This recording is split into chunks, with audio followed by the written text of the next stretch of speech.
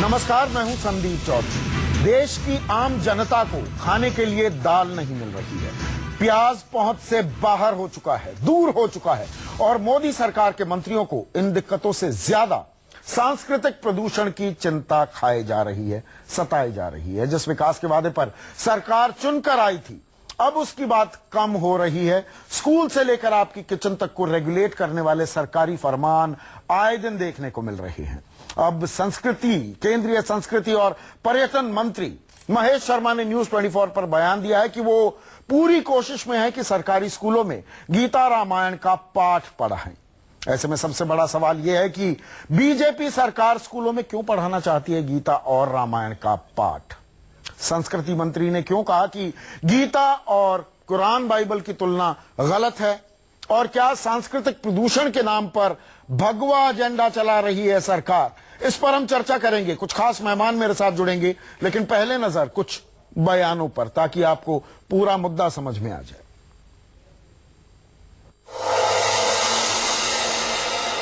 कुरान और बाइबल एक अलग धर्म ग्रंथ है, उनको आप गीता और महाभारत से ना जोड़ें। कुरान एक धर्म प्रणाली के आगे बढ़ाने के लिए, गीता एक अलग ग्रंथ है। ये ग्रंथ और कुरान बाइबल ग्रंथ, ये दो अलग कैटेगरी के ग्रंथ हैं। लेकिन कुरान में बहुत सारी अच्छाइयों की बातें लिखी हुई हैं, बाइबल में बहुत सारी अच्छी बातें लिखी, लेकिन उसके पीछे माइथोलॉजी और उसके पीछे आइडियोलॉजी और फिलैंथ्रोपी अलग अलग है। गीता को आप बाइबल और कुरान से कंपेयर नहीं कर सकते। कुरान शरीफ का तुलना किसी और किताब के साथ कर ही नहीं सकते हम। उसकी जितनी आयतें हैं सब आसमानी आयतें हैं, आसमान से नाजिल की गई। ये हमारा ईमान है, ये हमको सिखाता है। जिस दिन से भाजपा की सरकार बनी है, येन केन प्राकेन रोज एक सवाल ऐसा उठाया जाता है जिससे धार्मिक ध्रुवीकरण हो। मुझे राहत इंदौरी का वो शेर याद आता है कि सीमा पर बहुत तनाव है, क्या फिर कोई चुनाव है। रामायण, महाभारत और गीता जो सिर्फ देश के लोगों को नहीं, पूरे विश्व को लोगों का मार्गदर्शन कर रहे हैं, वो मेरे क्यूरिकुलम में हों। ये मेरी इच्छा है और मेरे प्रयास भी होंगे कि ये हमारे उस क्यूरिकुलम का हिस्सा बने। लेकिन मेरी लिमिटेशंस, मैं संस्कृति मंत्री हूं, मुझे खुशी होगी कि मेरे दबाव से अगर ये तीनों अगर भारत के क्यूरिकुलम एजेंडे के अंदर अगर आते हैं तो ये मेरे जीवन की खुशी होगी। स्कूली बच्चों पर इस तरह का सिलेबस लाकर कि ये आप पढ़ो, इसको कंपलसरी करना, ये सरासर गलत है। हमारा विरोध इसके अगेंस्ट है। बहुत सारे ऑप्शनल सब्जेक्ट्स हैं, उसको ऑप्शनल रखिए, जिसको पढ़ना होगा वो पढ़ेगा। सेक्युलर एजुकेशन सिस्टम में अगर जोड़ना भी है तब सबका जोड़ना चाहिए, लेकिन इस तरह एक ही चीज के आप जोड़ोगे और इस तरह की दलील दोगे ये उससे बेहतर है, ये कोई तरीका नहीं है। गै से अगर गधा पढ़ाओ तो ठीक, और गै से गणेश पढ़ाओ तो उन्हें सेक्युलरिज्म और नॉन सेक्युलरिज्म दिखाई देता है।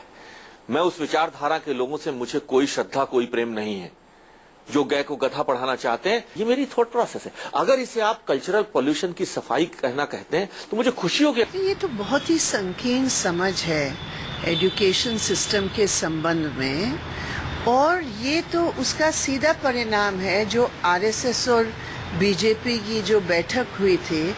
आरएसएस का मेन ये पॉइंट था कि हम अपने एजेंडा को कैसे बढ़ाएं, और उसी का परिणाम है। ये चीजों से ये बीज बो रहे हैं हिंदू राष्ट्र बनाने का, जो तो इंशाल्लाह हम होने नहीं देंगे। इस तरह की चीजें लाकर ये पूरे देश के लोगों का माइंड भटकाने की बात कर रहे हैं। और यहां पर यह बवाल क्यों कट रहा है? क्यों गीता रामायण पढ़ाने पर जोर दे रहे हैं? नंबर बढ़ाना चाहते हैं क्या महेश शर्मा? और ये सिर्फ नंबर बढ़ाने की बात नहीं है। दरअसल उन्होंने मानव संसाधन विकास मंत्रालय को बाकायदा ये प्रस्ताव भी भेज दिया है। वो तो क्योंकि संस्कृति मंत्री हैं, उनको चिंता क्या सताई जा रही है? चिंता है सांस्कृतिक प्रदूषण। भारी भरकम शब्द है, इसके मैं मायने भी समझने की कोशिश करूंगा। क्या कह रहे हैं वो, ये भी सुन लीजिए। नाम पर वेस्टर्नाइजेशन, इस शब्द के पीछे छुपा हुआ जो भाव है, उस छुपे हुए भाव को मैं कल्चरल पॉल्यूशन वर्ड देना चाहता हूं, या विचारों का संक्रमण, विचारों का प्रदूषण।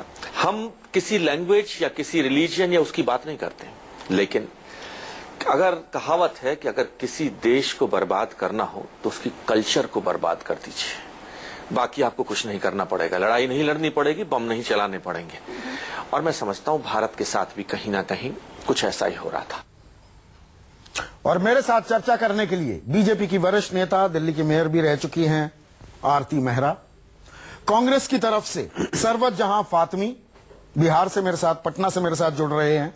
इसके अलावा कमाल फारूकी साहब दिल्ली अल्पसंख्यक आयोग के अध्यक्ष रह चुके हैं, राजनीतिक विश्लेषक हैं।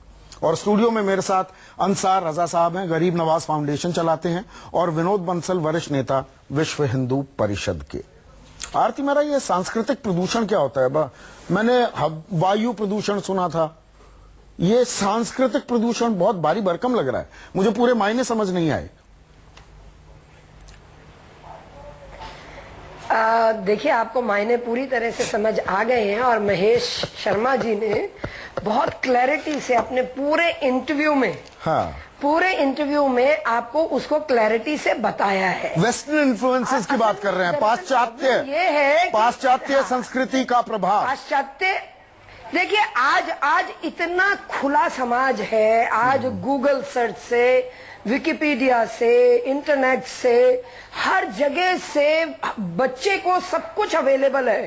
तो हम अपनी वो धरोहर जो है, गौरवमयी संस्कृति जो है, उसको उनको बचपन से ही क्यों ना उनके जहन में, उनके दिमाग में, उनके दिल में पूरी तरह से डालें, जिससे कि वो अपने संस्कार लेके। और देखिए, इसमें बुराई क्या है? बिल्कुल ठीक है, वैलिड पॉइंट है। अच्छा, एक चीज बताइए आरती, एक चीज बताइए, आपने मिरांडा से ग्रेजुएशन की, स्कूलिंग कहाँ से की आपने? जी, मेरी स्कूलिंग चंडीगढ़ से हुई थी और सीनियर गवर्नमेंट मॉडल स्कूल था। तो मेरी स्कूलिंग जो थी वो किसी क्रिश्चियन स्कूल में नहीं हुई, लेकिन मैं क्रिश्चियन स्कूल के सिस्टम को अच्छी तरह से जानती हूँ। ठीक है, जहाँ पे मैं थोड़ा सा एक दो जानकारी और दे दूं। मिरांडा में आप पढ़ी ना, के बारे में, मिरांडा हाउस में आप मिरांडा हाउस से ग्रेजुएशन करती हैं, मार्केटिंग की एक डिग्री लेती हैं अमेरिका से ही। Arun Jaitley Saint Xavier's school में पढ़ते हैं, दिल्ली का जाना डिग्री नहीं, एक मिनट, चलिए आप बाल की खाल मत निकालिए, मोटी बात। डिप्लोमा लिया ना? मैंने डिग्री नहीं ली। हाँ चलो, डिप्लोमा लिया, मिरांडा से पढ़ी, मिरांडा से पढ़ी। अभी क्यों? अभी तो एक बाउंसर भी नहीं डाला, अभी से बैकफुट पर मत आइए। अरुण जेटली सेंट जेवियर्स जाने माने स्कूल में पढ़ते हैं। सुनिए, अब सुनिए, अलबलाइए मत ना, सुनिए। सेंट जेवियर्स से पढ़ते हैं, फिर SRCC, फिर Delhi university law centre. Manohar Parrikar Loyola high school Madgaon, उसके बाद IIT मुंबई, आज भी बॉम्बे ही कहते हैं तो IIT बॉम्बे कह देते हैं। स्मृति ईरानी जो महेश शर्मा के इस प्रस्ताव पर गौर करेंगी, होली चाइल्ड ऑक्सिलियम स्कूल, उसके बाद दिल्ली यूनिवर्सिटी गई, कहां नहीं, शायद वो भी कंफ्यूज्ड है, हम भी कंफ्यूज्ड हैं, कहां गई वो अभी पूरी मुकम्मल जानकारी नहीं है। 4 लोगों की मैंने बात की, तो क्या आरती मेहरा, आप, अरुण जेटली, मनोहर पर्रिकर, स्मृति ईरानी सांस्कृतिक तौर पर प्रदूषित हैं? जी, अरे क्या, बिल्कुल सांस्कृतिक तौर पे प्रदूषित नहीं है, लेकिन तब का समाज और अब के समाज में जितना अंतर आया है, जो मैंने आपको बोला कि जिस तरह से वेस्टर्नाइजेशन, उसी स्कूली शिक्षा को हटाना चाह रहे हैं आप, उसी का आप परिणाम है। आज आपकी जो शख्सियत है उसी स्कूली शिक्षा के आधार पर है। देखिए, आज टेलीफोन पे सब कुछ अवेलेबल है। टेलीफोन पे आप खोलिए, आपके सामने सब कुछ अवेलेबल है। तो एक बच्चे को अगर गीता और अगर महाभारत का ज्ञान, उसके आदर्श, उसमें कर्मा की फिलॉसफी अगर उसके मन में बचपन से ही, क्योंकि कहते हैं बच्चे के दिमाग का विकास जितनी तेजी से 5 साल और 5 से 10 साल की उम्र में होता है, उतना उसके बाद नहीं होता। अगर उसको डाला जाए तो उसमें क्या मतलब आप लोगों का पूरा विकास नहीं हो पाया, क्या सांस्कृतिक तौर पर प्रदूषित रह गए? नहीं विकास हो पाया, मतलब सांस्कृतिक तौर पर आप प्रदूषित रह गए ना? प्रदूषित रह गए, ये मान लीजिए। आप हो, अरुण जेटली हो, मनोहर पर्रिकर हो, स्मृति ईरानी हो, कहीं ना कहीं पूरा विकास नहीं हुआ, प्रदूषण आ गया। देखिए हम तो आरएसएस के वैसे ही आरएसएस की पद्धति से चले हुए। हमारा लालकृष्ण आडवाणी का जो नाम मैं भूल मूल गया। हमारा जो पारिवारिक लालकृष्ण आडवाणी का जो नाम मैं भूल हमारी- गया, वो तो हमारी कॉन्वेंट एजुकेटेड पारिवारिक है। सोच है, वो तो कॉन्वेंट एजुकेटेड है, मैं भूल गया, माफी हमारी जो चाहूंगा। पारिवारिक। हाँ, तो आप देखिए ना। नहीं तो आप जो कहना चाह रहे हैं, मुझे लगता है कि आप बिल्कुल गलत ट्रैक पे चल रहे हैं। हाँ। आपने ट्रैक ही गलत पकड़ लिया है। मुझे लगता है आपने कहीं ट्रैक ही आपकी गलत ट्रैक पकड़ तो गलत लिया। नहीं है। आज के आरती, बच्चों- विनोद बंसल भी है मेरे साथ। नहीं, विनोद हमारी- बंसल, एक मिनट में आरती आपके पास आ रहा हूँ। विनोद बंसल, कहीं ऐसा तो नहीं है खामखा की दुकान चल रही है, नंबर बढ़ाने की कोशिश, एक वोट बैंक को आकर्षित करने की कोशिश, जो बाल ठाकरे भी किया करते थे। ठाकरे परिवार मी मराठी मी मराठी मी मराठी मराठी मराठी मराठी और अपने सारे बच्चों को कॉन्वेंट स्कूलों में भेजा, पूरी पश्चिमी तालीम दी। संदीप जी, दो चीजें बिल्कुल भिन्न हैं इसमें। एक तो ये कि भी जो पॉलिटिकल सिस्टम क्या कहता है वो तो पॉलिटिशियन जाने, जो उन्होंने जवाब दिया। लेकिन जहां तक आपने स्कूलों की बात करी कि जिन स्कूलों में ये पढ़े हैं और उन स्कूलों की शिक्षा पद्धति नहीं, को- सांस्कृतिक प्रदूषण का मुद्दा उठा रहे हैं हाँ, वो। सुनिए बात को, सांस्कृतिक प्रदूषण का उससे कोई लिंक नहीं है संदीप जी। अच्छा। देखिए कि किसी कौन से किस स्कूल में पढ़ता है ये महत्वपूर्ण नहीं है। उस स्कूल का पाठ्यक्रम क्या होना चाहिए और वो आज मतलब कल्चरली प्योर है, नहीं मेरी बात सुनिए। बाकी लोग कल्चरली नहीं पोल्यूटेड हो नहीं, गए। देखिए वन साइडेड आप मत चलिए इसको। हाँ। ये प्रदूषण का मतलब ये नहीं है कि जो पढ़ लिया वो प्रदूषित हो गया अभी तक। प्रश्न ये है कि शिक्षा में सुधार की आवश्यकता है कि नहीं है। आखिरकार उन महापुरुषों को पढ़ाया जाना चाहिए, नहीं जाना चाहिए जो इस भारत की धरती से खड़े हुए और जो सांस्कृतिक राष्ट्रवाद के जननायक हैं। तो घर में पढ़िए गीता, नहीं घर में पढ़िए गीता, घर में पढ़िए कुरान, घर में पढ़िए बाइबल। नहीं तो मुझे बताइए संदीप जी, स्कूल में क्या औरंगजेब, हुमायूं, बाबर और अकबर जैसे दुर्दांत जो जिन्होंने समाज के ऊपर आक्रमण मैंने किए महाराणा और प्रताप जिन्होंने- भी पढ़ा है, मैंने नहीं, पृथ्वीराज चौहान भी नहीं, पढ़ा है। लेकिन मैं कहता हूं फिर मैं इतिहास का मैं छात्र कहता रहा हूं हूं। राम और कृष्ण क्यों नहीं होने चाहिए, मुझे इस बात का जवाब दे दो जरा। तो राम अल्लाह और ताला कृष्ण क्यों नहीं होने चाहिए, प्रॉफेट हैं? मोहम्मद क्यों ना हो? नहीं क्यों? जीसस क्राइस्ट क्यों ना हो? जीसस वही क्राइस्ट तो बात मैं पूछ रहा हूं। क्या जीसस क्राइस्ट भारत में जन्मे थे? हाँ। क्या भारत की संस्कृति में पढ़े थे? क्या भारत की संस्कृति का गौरवशाली इतिहास तो उनसे जुड़ा वर्ल्ड हुआ है हिस्ट्री क्या? को छोड़ देते हैं, नहीं वर्ल्ड हिस्ट्री निकाल देते हैं सिलेबस से। देखिए मुझे लगता है कि राष्ट्र संस्कृति को आप धर्म से जोड़ रहे हैं, ये शायद कहीं ना कहीं तो धर्म को आप शिक्षा से जोड़ रहे हैं और खतरनाक काम हो रहा है। नहीं जोड़ रहे संदीप जी, यही तो सोचने वाली बात है। हाँ। संस्कृति और धर्म इन दोनों को मिक्स मत करिए आप इसमें। हालांकि इसमें नहीं बहुत सर, बड़ा- गीता क्यों नहीं, पढ़ाई जाए फिर?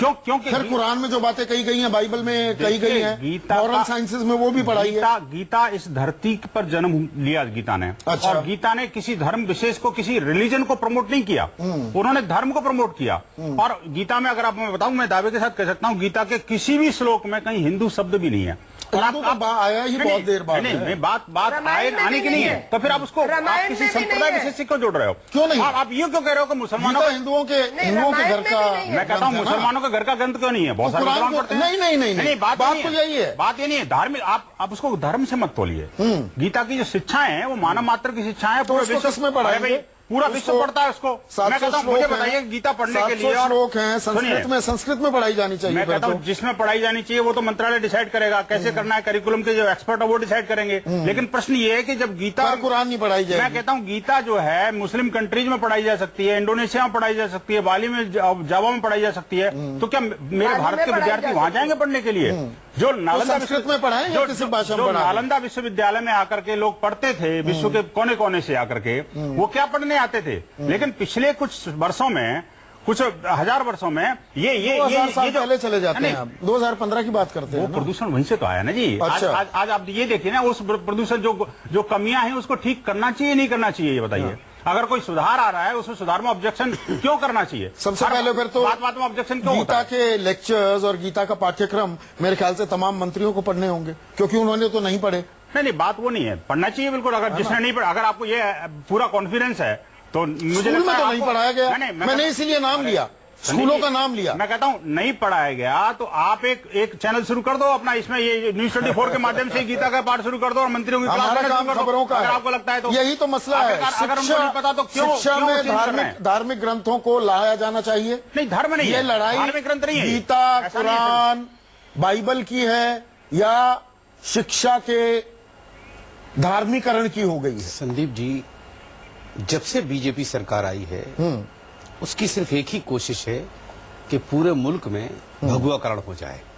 और मुझे लग रहा है कि मोदी जी और मोदी जी के मंत्री बहुत गलत रास्ते पर जा रहे हैं। ये मुल्क सबका है, ना तो मोदी जी का है ना अंसार रजा का है, ये मुल्क सबका है। यहाँ पूरे वर्ल्ड से अगर हम एक अंदाजा लगाएं तो हमारा मुल्क सबसे बेहतर है।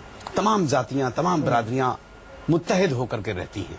नहीं, ये देखिए, ये हमने बहुत सुन लिया। मैं जहां आना चाह रहा हूं, मैं बिल्कुल सीधी बात आपसे पूछना चाहता हूं जी। क्या धार्मिक ग्रंथों का कोई स्थान है हमारी एजुकेशनल देखिए एस्टैब्लिशमेंट में? बिल्कुल, है, बिल्कुल है। हमारे पढ़ाई जानी चाहिए। नहीं, मैं जो कहना चाह रहा हूं, हमारे यहाँ कुरान से बड़ी कोई किताब नहीं है। और हमारे यहाँ के जो हजारों मदरसे हैं वहाँ पहले नंबर पे कुरान पढ़ाया जाता है ताकि उन्हें रहने से वो मदरसे हैं, मदरसे, वो नॉर्मल स्कूल नहीं, वो नॉर्मल स्कूल नहीं है, वो मदरसे हैं वो। अब जहाँ तक सवाल स्कूलों में गीता के पढ़ाने का है तो मैं समझता हूँ बीजेपी बहुत गलत ट्रैक पे जा रही है। ये हम हिंदुस्तान में तो नहीं होने देंगे, कम से कम हम तो नहीं होने देंगे। और हम भारत के तमाम सेकुलर हिंदू मुसलमानों से कहेंगे कि अगर ऐसी हरकत बीजेपी करती है तो सब लोग रोड पे उतर आए और फिर बीजेपी को कायदे से सबसे मतलब रास्ता ये है कि कुरान भी पढ़ाने लगो, गीता भी पढ़ाते हैं तो तब ठीक है। वो चीज पढ़ाइए जो पब्लिक की तरक्की के लिए हो। हाँ। नहीं, मेरा मूल सवाल ये है, अंसार रजा साहब, पढ़ा लो, आप बिल्कुल, मैंने कभी नहीं कहा जिसने देश की धरती को लूटा। देखिए, आप अशोका को आप अशोका को पढ़ाते हैं, माता बहनों की खिलवाड़ किया। पृथ्वीराज चौहान का 14,000 रानियों को सती इसलिए बनना पड़ा क्योंकि उसके ऊपर आक्रमण किया बाबर ने। आखिरकार ये जो औरंगजेब, बाबर और हुमायूं को पढ़ाने के लिए उसको महिमा मंडित करने में किसी को ऑब्जेक्शन नहीं है। मंडित कौन कर रहा है? कोई नहीं कर रहा, पढ़ाया जा रहा है। अरे पढ़ाई के जगह उन्होंने गलतियां की, अरे भैया वो भी जानकारी मिलती है। वो इतिहास है संदीप जी, ये नहीं इतिहास और माइथोलॉजी में बंसल साहब, बड़ा फर्क होता है। बंसल साहब, आप बहुत दानिश्वर आदमी हैं। न्यूज 24 बहुत जिम्मेदार चैनल है और मैं जिम्मेदारी के साथ इस जिम्मेदार चैनल पे एक ऐलान करता हूं कि भारत के सेकुलर हिंदू और मुसलमान, सिख और ईसाई उस दिन रोड पर उतर के आ जाएंगे जिस दिन ये हरकत बीजेपी ने की कि गीता अगर स्कूलों में पढ़ाई गई या रामायण पढ़ाई गई तो हम भारत के हिंदू मुसलमानों से कहेंगे कि सब रोड पर निकल के आ जाओ और हुकूमत हिंद को सबक सिखाओ। ये गलती ना करें। अब सिक्के का दूसरा पहलू, एक मिनट विनोद भाई, एक मिनट अंसार रजा जी, आपका बस चले तो आप वंदे मातरम भी बंद करा दें। वंदे मातरम हम नहीं पढ़ेंगे, आप पढ़िए, हम मना नहीं करेंगे आपको। हम पढ़ते हैं सारे जहां से अच्छा हिंदुस्तान हमारा। हम तो तिरंगा जलाएंगे, आप तो तिरंगा जलाएंगे। हम तिरंगा जलाएंगे नहीं, जलाने वालों को जला देंगे हम। नहीं, विनोद बंसल, एक मिनट, विनोद बंसल, आपको अपने एक मिनट अंसार भाई, ये गैर जिम्मेदाराना टिप्पणी मैं अपने शो में जो है, एक मिनट आरती, एक मिनट, मैं फेडर डाउन करा दूंगा वरना अभी रुक जाइए, विनोद बंसल, आपको अपने शब्द वापस लेने होंगे। क्या तिरंगा जलाते हैं? हम नहीं जलाते। आप भारतीय एक समुदाय की देशभक्ति पर सवाल उठा रहे हैं। नहीं, आपने किसके बारे में कहा? समुदाय की बात आपने किसके बारे में कहा? मैं उन लोगों की बात करता हूँ जो तिरंगा जलाते हैं। आखिरकार वो कोई भी हो, कौन जला रहा है तिरंगा? मैं कहता हूँ आप इशारों में बात मत कीजिए। आप तो नाम लीजिए ना। आप ये बताइए क्या RSS के मुख्यालय नागपुर में तिरंगा लहराया जाता है 26 जनवरी को? संदीप, 15 अगस्त को लहराया जाता है? आप ये बताइए। ये देखिए, भड़काने के भूल नहीं गए भड़काने के बयान, मैं अभी फहराया जाता है कि ये भड़काऊ बयान मैं अपने शो पर, अपने चैनल हम ना तिरंगा पर, एक मिनट अंसार भाई, अब रुक जाइए। ऐसे भड़काऊ बयान से आप कृपया गुरेज कीजिए। एक मिनट सुन लीजिए, ऐसे भड़काऊ बयान नहीं चलेंगे। मैं आपका ऑडियो काट दूंगा। पूरी इज्जत से आप मेरे मेहमान हैं, लेकिन मैं ऑडियो काट दूंगा अगर इस तरह की भड़काऊ भाषा का इस्तेमाल किया गया किसी भी भारतीय पर, वो किसी भी धर्म का हो, उसकी राष्ट्रभक्ति पर, देशभक्ति पर अगर सवाल उठाए गए तो मेरा सीधा सवाल यह है, सिक्के का दूसरा पहलू, सरवत फातमी, आपसे मैं जानना चाह रहा था, जो विनोद बंसल कह रहे हैं, पार्शली अगर मैं बात उठा रहा हूं, एक आइडियोलॉजिकल टिल्ट भी था जो हमें पढ़ाया गया, मुकम्मल दुरुस्त नहीं पढ़ाया गया। क्या आप ये कंसीड करेंगी? और एजुकेशन भी, शिक्षा भी एक ऐसी व्यवस्था है जिसको लगातार रिफ्रेश करना होगा जैसे जैसे नए फैक्ट्स भी आते हैं।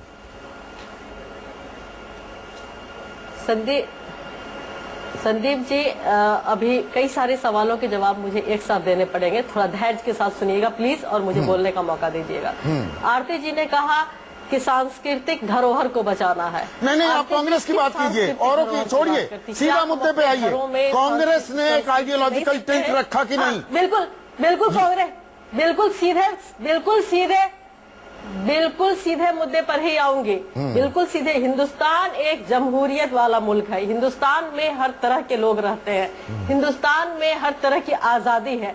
किसी खास तबके को टारगेट करना या किसी खास चीज को इंट्रोड्यूस करना, ये बीजेपी का हिडन एजेंडा रहा है हमेशा से। और मेन मुद्दे से अभी जो हिंदुस्तान के सामने कई सारे मुद्दे हैं, उन मुद्दों से भटकाने के लिए ये तरह तरह के प्रोग्राम लेकर के चले आते हैं ताकि हम इसी तरह के बहस में उलझे रहे और मेन मुद्दों से इनका लोगों का ध्यान मेन मुद्दे पर आप अभी भी नहीं आ रही हैं फातिमी। जहां तक सवाल है, कमाल भाई देखिए, खरी खरी कहने का वक्त आ गया है। कमाल भाई, खरी खरी कहने का वक्त आ गया है। और दरअसल एक मिनट, अब सुन लीजिए, आप नहीं कह रही हैं खुल। एक मिनट सुन लीजिए, एक मिनट सरवत एक मिनट। कमाल फारूकी साहब देखिए, हम सब यहाँ पर तजुर्बेकार हैं, बिल्कुल बोलिए, हम सब पढ़े लिखे लोग हैं। कमाल फारूकी, क्या आप ये मानेंगे शिक्षा भी सत्ता का एक औजार बन गया है? कांग्रेस जब थी, और आप जानते हैं और मैं भी जानता हूं, किस तरह के एकेडमिक्स, किस तरह के हिस्टोरियंस वो सत्ता के संस्थानों पर काबिज रहे। बीजेपी आती है, 98 में सरकार में आई, 99 में एनसीईआरटी का सारा कोर्स बदल दिया गया, 2004 में यूपी आती है, फिर से कोर्स बदल दिए गए। ये उठा पटक चलती रहती है ना, ये हकीकत है। मानेंगे आप इस बात को? यहां किसी को ब्लेम करने से काम नहीं चलने वाला है। दरअसल सबके दामन दागदार हैं।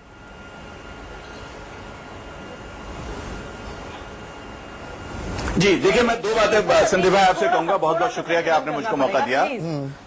प्लीज आप बातों को सुने। थोड़ा सा अगर आप 2 मिनट अंसार बहन, अगर आप मुझे थोड़ा सा टाइम दे तो अच्छा रहेगा।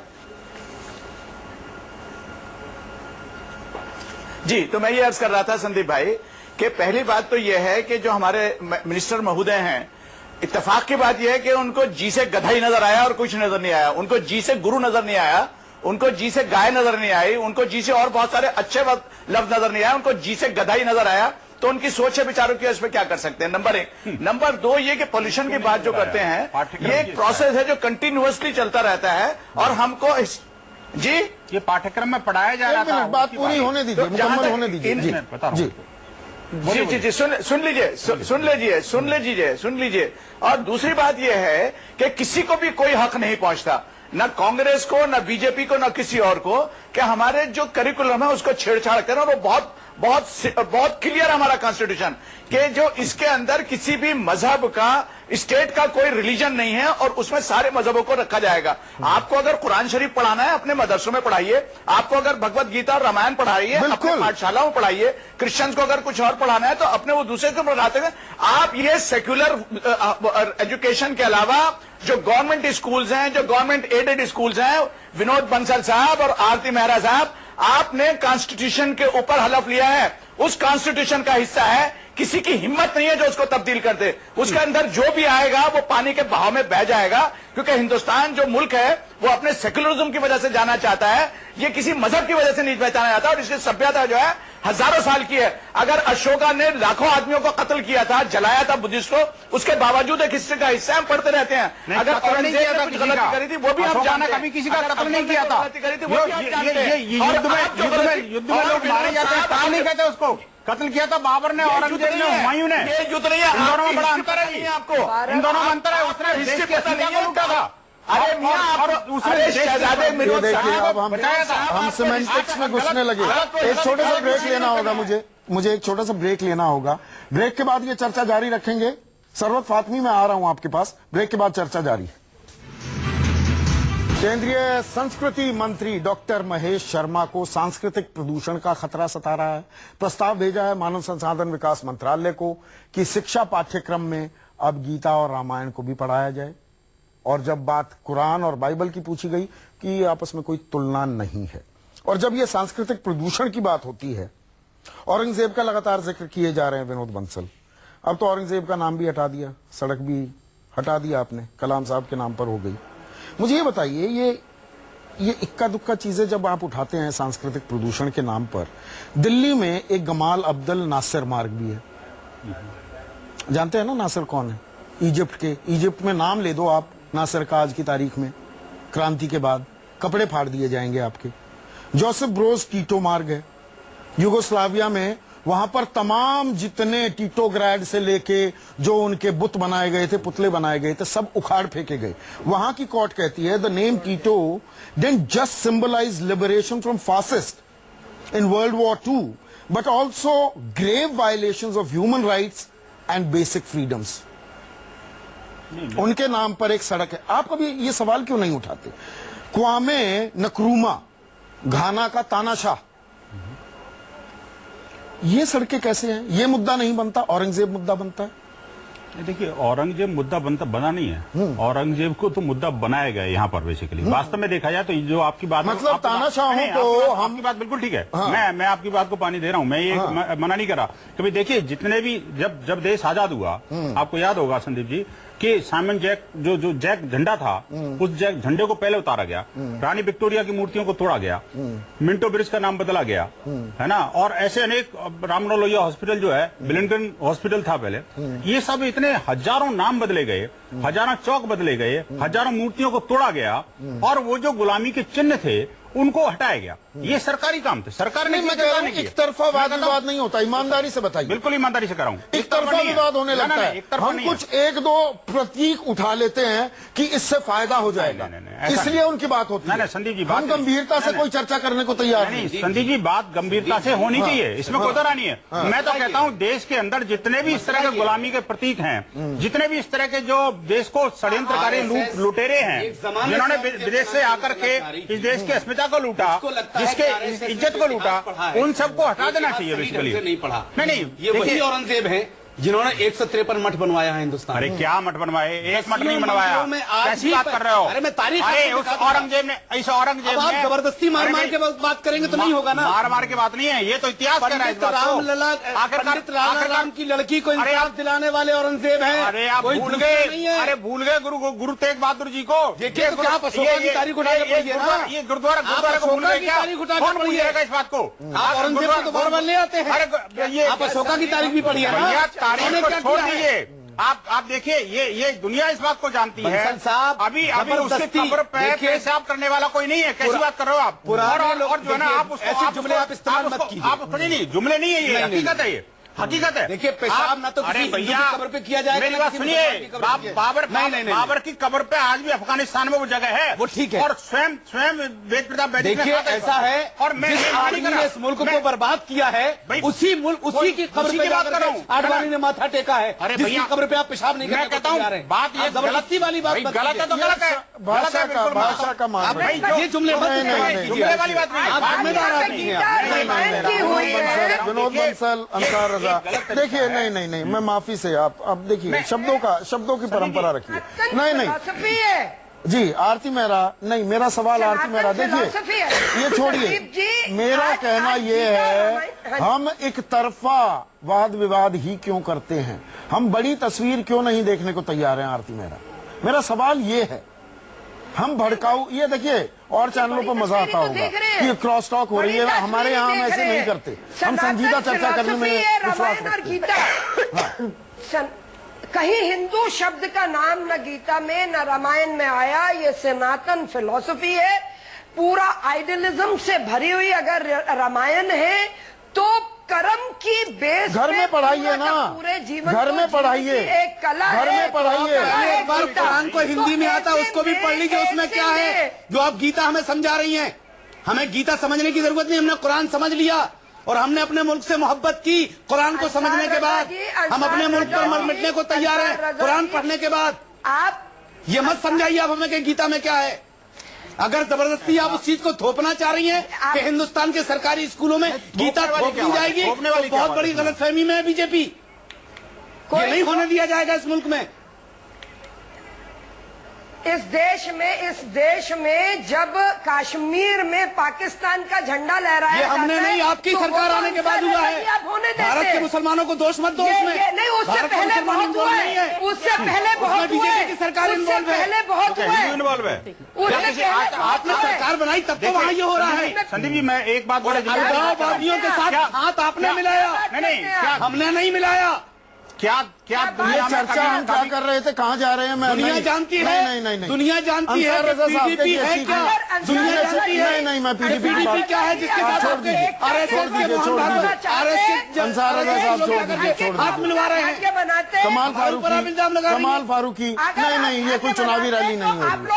माफी में चाहूंगा, नहीं, ये कोई चुनावी रैली नहीं हो रही है। हम एक धीर गंभीर विषय पर चर्चा कर रहे हैं। भगवान राम के मंदिर को बनाने के लिए स्वयं आगे बढ़ते। अगर आप इतने बड़े क्यों भारत के हिंदुओं को बेवकूफ बना रही है? 1 मिनट रुकेंगे आप अंसार भाई, आप रुकेंगे? चुनावी रैली आपने संबोधित कर ली। आप लोग इस मुल्क में अंसार भाई, अब 2 मिनट। भड़काऊ भाषण होंगे। अंसार भाई, कुर्ता जैसा है वैसा ही चेहरा बना के रखिए ना, थोड़ा सा भाषण मुस्कुराइए। आप ही देते हैं। हाँ। आरती मेहरा, मेरा सवाल बिल्कुल सीधा है। क्यों ना गीता हो, कुरान हो, बाइबल हो, ये स्कूल में क्यों पढ़ाने की जरूरत? घर में पढ़ाइए। सूर्य नमस्कार कराना है, घर में करा दीजिए। अगर किसी की धार्मिक भावनाएं आहत होती है, एक मिनट विनोद बंसल, उसके पीछे वजह है। फिर तो या तो आईन को धत्ता बता दीजिए, नहीं, हमारे संविधान को फेंकिए, नहीं।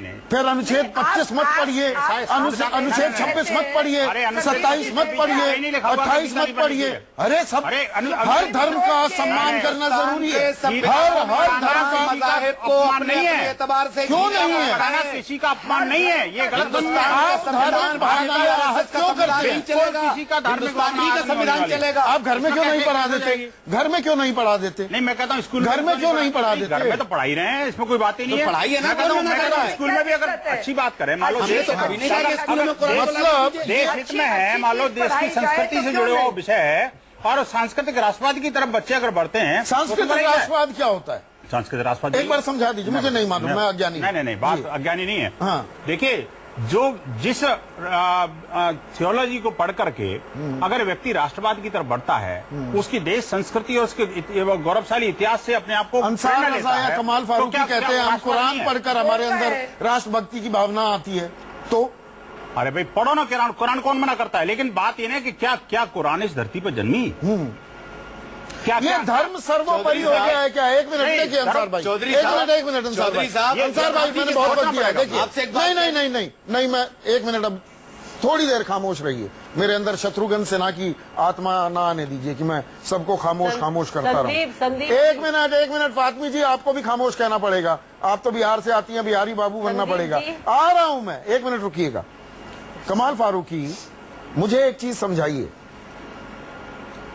धर्म की जब बात आती है, धर्म सर्वोपरि हो गया है क्या? अब पाठ्यक्रम में भी धर्म की पढ़ाई हो, आप मांस खा सकते हैं, नहीं खा सकते हैं, ये धर्म की बात है, नहीं है, धर्म से जुड़ा है। आप छोड़िए, फिर मैं पूछने लगूंगा कौन सी रामायण पढ़ाएंगे, बात वाल्मीकि की पढ़ाएंगे कि तुलसीदास की पढ़ाएंगे, नहीं, ये बात भी सामने कि कंबन की पढ़ाएंगे, कि जगमोहन की पढ़ाएंगे। अभी तक तो हमें रामचरितमानस पढ़ाई जाती है, रामायण तो आधों ने पढ़ी नहीं और रामायण की दुहाई देते हैं। बताइए मैं गलत कह रहा हूं तो? बताइए मुझे, मैं गलत कह रहा हूं? आधे लोगों ने बी.आर. चोपड़ा का सीरियल देखकर सारा रामायण का ज्ञान ले लिया, किसी ने पढ़ी है नहीं वाल्मीकि जी। भाई, मुझे आप 2 मिनट देंगे? बिल्कुल। ये धर्म सर्वोपरि क्यों होता जा रहा है? खाने को लेकर कि नहीं, अभी मांस नहीं खा सकते, कहीं 4 दिन, कहीं 2 दिन, कहीं 8 दिन, कहीं 9 दिन। पाठ्यक्रम में होगा तो धार्मिक पढ़ाई होनी चाहिए। धर्म सर्वोपरि हो गया है क्या? कमाल भाई, मांसाहार से धर्म का क्या रहना, मुझे बताइए जरा। संदीप भाई, देखिए, इन सबसे कहिए कि जरा मुझे 2 मिनट दे दीजिए। चलिए आप बोलते रहिए। देखिए, मैं एक्चुअली इस डिस्कशन को किसी तरह का कोई कम्युनल नहीं बनाना चाहता, और मैं उन तमाम लोगों से दरख्वास्त करूंगा, हमारे लिए सारे मजहब, सारी किताबें हमारे लिए बहुत रेस्पेक्ट के लिए हैं। हम भगवत गीता की भी रेस्पेक्ट करते हैं, रामायण की भी करते हैं, हम मसीह उपनिषद की भी करते हैं, कुरान की भी करते हैं, बाइबल की भी करते हैं, लेकिन हम इज्जत सबकी करेंगे। लेकिन इसका मतलब ये नहीं कि आप मुझे फोर्सफुली कुछ पढ़ाना शुरू कर दें। अगर आपको फोर्सफुली अपने बच्चों को पढ़ाना है, आपकी अपने जो पाठशाला हैं, मदरसे हैं, उसके अंदर पढ़ाइए। लेकिन जो स्टेट है, स्टेट का कोई रिलीजन नहीं है और स्टेट किसी एक रिलीजन को नहीं पढ़ा सकती।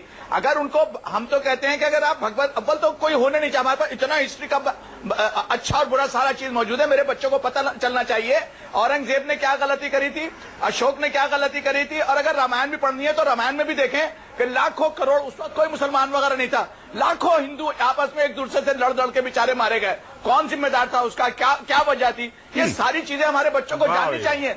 लेकिन उसके ऊपर अगर आप पूरा एक कलर दे देंगे, वाह भाई वाह विनोद साहब, जब आपके ऊपर जब सही वाला इफेक्ट होता है तो आप वाह भाई वाह करने लगते हैं। आपको खुद नहीं पता रामायण क्या है, आपके बच्चों को नहीं पता क्या रामायण है। आपने जैसे संजीव भाई ने कहा बिल्कुल ठीक कहा। अरे तो हम तभी तो कह रहे हैं पढ़ाओ के बाद ये रामायण पढ़ेंगे तभी तो पता लगेगा। घर में क्यों ना पढ़ाओ, जब पढ़ाओगे नहीं तो पता कैसे लगेगा? घर में क्यों ना पढ़ाओ? अरे भाई अपने घर पे पढ़ाओ, आपको ज्यादा ज्ञान है तो आप पढ़ा दो, अपने घर पे पढ़ाओ। Why are you teaching us? अरे मैं कहता हूं क्यों नहीं, जब आपको ज्यादा ज्ञान है तो मुझे दो ना, कौन मना करता है? पर ये सर्वस्वात्मी, देखिए अब मैं एक महिला से सवाल पूछ लूं, कमाल भाई अब एक महिला से सवाल पूछ लूं, बहुत देर से चुपचाप बैठी है। सरवत फातमी, एक मिनट, सरवत फातमी, ये एक वो फलसफा है ना, every action as an equal and opposite reaction. हमारे एक मिनट आरती जी, आ रहा हूं आपके पास मैम, मैं आता हूं, आपको लास्ट वर्ड दूंगा, मेरी प्रॉमिस है। गांधी राष्ट्रपिता के भी शब्द याद कर लीजिए। मैं लास्ट वर्ड आपके होंगे। सरवत फातमी, मुझे ये बताइए, क्रिया की प्रतिक्रिया हो रही है क्या? आपने लेफ्ट ऑफ सेंटर आइडियोलॉजी वाले तमाम शिक्षाविद, ये मैंने पहले भी सवाल पूछा, आप उसको थोड़ा डक कर गई, उनको भर दिया, एक तरह का स्लांट हुआ एजुकेशन सिस्टम में। अब इनकी बारी आई तो ये उसको ठीक कर रहे हैं, इनकी नजर में जो लगता है। यही खेल हो गया है, शिक्षा सत्ता का औजार बन गई है। देखिए ये जो नहीं देखिए ये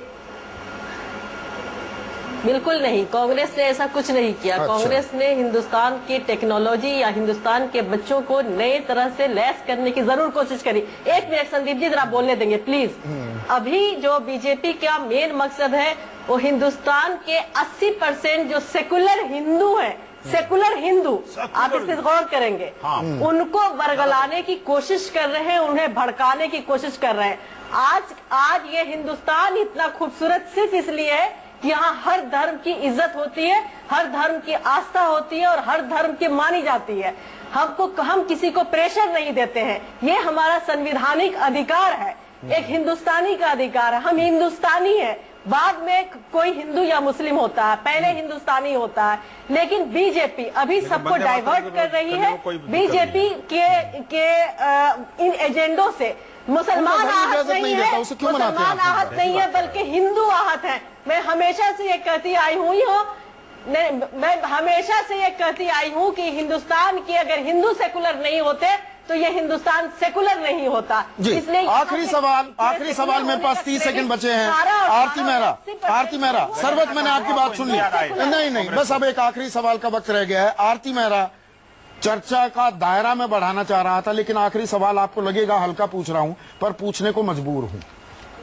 बीजेपी में भी और खास केंद्रीय मंत्रिमंडल में क्या होड़ शुरू हो गई है नंबर बढ़ाने की, नंबर बनाने की, आरएसएस वालों को दिखाने की? देखिए मैं कितना बड़ा हिंदू हृदय सम्राट हूं, मैं हिंदुओं का कितना बड़ा पैरोकार हूं। यही काम कर रहे हैं क्या महेश शर्मा? हल्का सवाल है पर जवाब चाहूंगा। संदीप जी, मुझे लगता है कि ये सोच बिल्कुल गलत है। जिस सोच को लेके, जिस विचारधारा को हम लेके चले हैं, उसमें सिर्फ राष्ट्रवाद है और उसमें राष्ट्र ही सर्वोपरि है। राष्ट्र जब तक रहेगा तब तक हम रहेंगे और राष्ट्र की पहचान यही हमारी सोच है, यही हमारी सोच है। और इसी के डिफिनेशन पूछे, विकास तो है, विकास तो साथ में, विकास तो सबसे, विकास तो ये विकास है क्या? प्रामाणिक पढ़वाएंगे सरकारी स्कूलों में विकास है? डेफिनेशन बता दे, इससे क्या विकास रुक जाएगा? आरती जी, विकास इसी से होगा। आरती जी, भौतिक विकास नहीं होता। देखिए महात्मा गांधी जी की एक बात बढ़ा देना चाहता हूँ, बता दूं, इसे नोट कर लीजिए। और जो लोग इस चैनल को देख रहे हैं वो लोग नोट कर लें। भारत को यही ईमान लिखते हैं, यही ईमान करते हैं। हमें कुछ और मत गांधी ने भी जिस तरह से देखिए यहाँ पर अलग अलग व्यू पॉइंट्स हैं। आरती मेहरा, सरवत फातमी, अंसार रजा, विनोद बंसल और कमाल फारूकी, आप सभी का बहुत बहुत शुक्रिया। चर्चा अभी भी ओपन एंडेड है। देश का विकास सूर्य नमस्कार करके, गीता पढ़ के होगा, या दरअसल जो हमारा आईन, हमारा संविधान हम सभी को हक देता है। हम सच्चे भारतीय की तरह, सच्चे देशभक्त की तरह देश की विकास की राह में सहयोगी बने, कदम ताल करें, अपने दिमाग के कपाट खोलें, तब सही मायने में मेरा भारत महान होगा। इस बारे में सोचिए। आज सबसे बड़ा सवाल में बस इतना ही। नमस्कार।